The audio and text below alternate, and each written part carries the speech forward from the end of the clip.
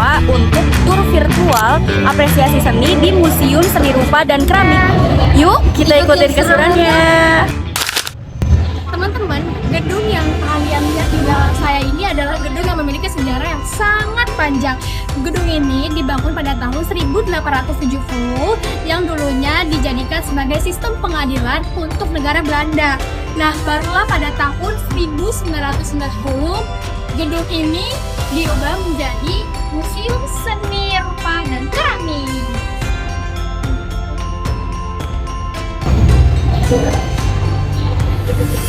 Nah, sekarang kita udah sampai di salah satu ruang seni rupa. Di sini banyak sekali berjajar karya-karya para maestro legendaris Indonesia. Salah satu karya yang paling mencolok adalah lukisan di sebelah saya ini, yaitu lukisan dari sang legendaris Avandi.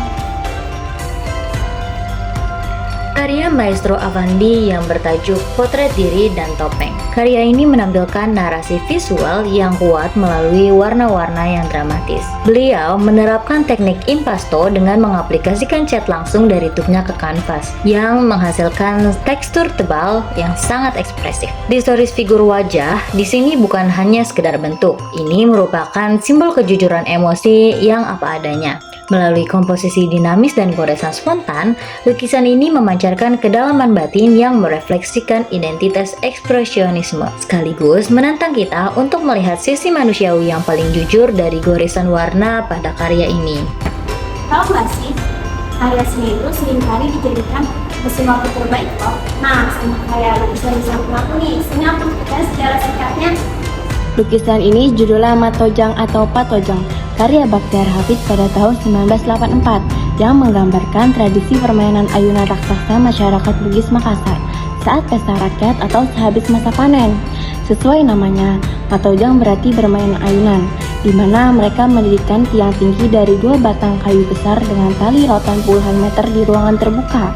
Lewat goresan cat minyak yang lama ini, sang seniman sukses memperlihatkan serunya momen kebersamaan, gotong royong, sekaligus uji keberanian masyarakat Sulawesi Selatan kala itu.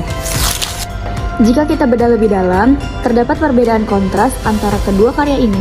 Lukisan Avandi menggunakan teknik impasto dengan sapuan kuas yang kasar dan spontan, yang secara simbolik mewakili kejujuran emosi dan gejolak jiwa sang seniman apa adanya. Di sisi lain, karya Baktiar Hafid justru menonjolkan teknik yang lebih halus, dengan penekanan pada keindahan bentuk serta komposisi yang tertata rapi. Dari sisi makna, Avandi lebih berfokus pada ekspresi batin yang bebas, sementara Baktiar Hafid membawa penonton pada ketenangan visual serta apresiasi terhadap keanggunan bentuk dan tradisi yang ingin ia sampaikan. Perbedaan teknik dan makna inilah yang memperkaya khazanah seni rupa Indonesia. Seni rupa tidak hanya mampu menjadi wadah bagi kejujuran emosi, tetapi juga mampu hadir sebagai sebuah perayaan atas keanggunan bentuk yang menenangkan bagi setiap jiwa yang menikmatinya. Itulah koleksi di ruangan seni rupa. Ruangan ini tidak hanya menyimpan berbagai karya seni dari para maestro legendaris, tetapi juga menjadi saksi sejarah perkembangan seni rupa Indonesia yang kaya.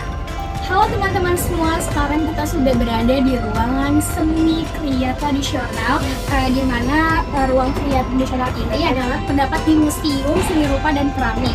Nah, di ruangan ini tuh banyak banget tempat-tempat bersejarah yang teman-teman juga harus tahu ya. Nah, teman-teman, sekarang aku lagi berdiri di salah satu koleksi terakota Majapahit. Namanya adalah Pling. Benda bersejarah berbahan tanah liat bakat ini berasal dari Jawa Timur dan diperkirakan pembuatannya itu dari abad 14 sampai abad 16. Yuk kita lihat detailnya. Kalau kita lihat lebih dekat, pelinggi ini sebenarnya adalah replika terakota dari bagian badan atas sebuah bangunan candi yang berbentuk persegi. Struktur pelipit bertingkatnya makin ke atas makin melebar, lengkap dengan hiasan ukiran tradisional yang detailnya sangat halus.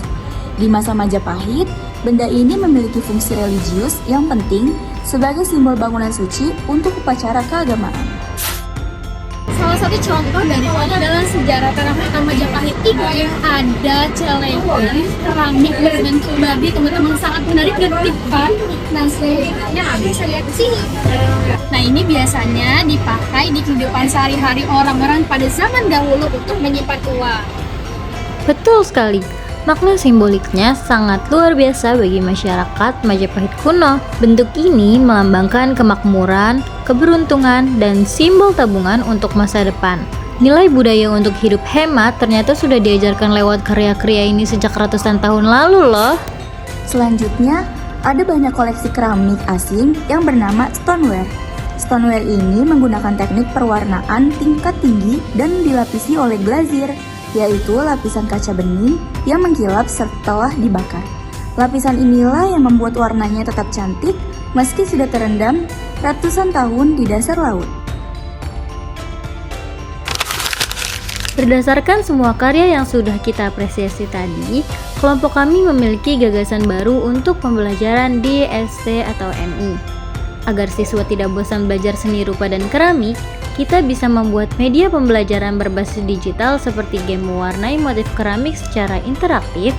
Selain itu, di dalam kelas, guru juga bisa mengajak siswa untuk mempraktikkan langsung membuat miniatur gerabah tradisional menggunakan bahan clay warna-warni yang mudah dibentuk oleh anak-anak. Cukup sekian tur virtual apresiasi seni dari kelompok 7. Kami berharap teman-teman semua bisa mencintai dan mengapresiasi karya seni budaya bangsa. Nah, jadi belajar seni lewat museum itu ternyata menyenangkan loh. Jadi yuk ajak teman-teman dan keluarga semua untuk kalian main ke sini. Sejarah ada di tangan kita. Jangan biarkan ia hilang di telan waktu. Mari jadikan museum sebagai ruang belajar yang hidup. Kunjungi, pelajari, dan sebarkan cerita dari karya-karya ini. Karena budaya adalah warisan yang harus kita hidupkan bersama.